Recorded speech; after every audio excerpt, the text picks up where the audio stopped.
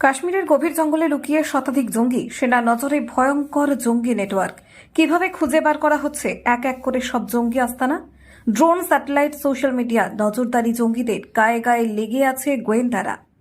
কাশ্মীরের পাহাড়, জঙ্গল, নদী জুড়ে চলছে সেনার সর্বাত্মক অপারেশন।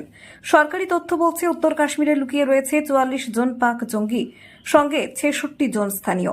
দক্ষিণ কাশ্মীরের স্থানীয় জঙ্গির সংখ্যা 109 জন। আর এই বিপজ্জনক তালিকায় রয়েছে পেহেলগাঁওয়ের গণহত্যার দোষীরাও। গোয়েন্দা ইনপুট বলছে, শোপিয়ানে রাষ্ট্রীয় রাইফেলসের তথ্যের ভিত্তিতে ইতিমধ্যেই নিকেশ হয়েছে কুখ্যাত কয়েকজন জঙ্গি। জঙ্গলের গভীরে এখনো চলছে অপারেশন কেলার। জঙ্গি নিয়োগে সক্রিয় ওভারগ্রাউন্ড ওয়ার্কার নেটওয়ার্ককে চিহ্নিত করতেই প্রযুক্তিকে হাতিয়ার করেছে প্রশাসন।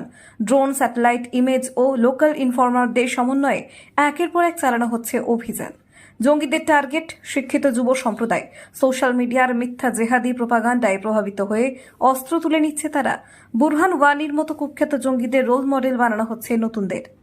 আপনারা দেখছেন গ্রামীণ বাংলা নিউজ।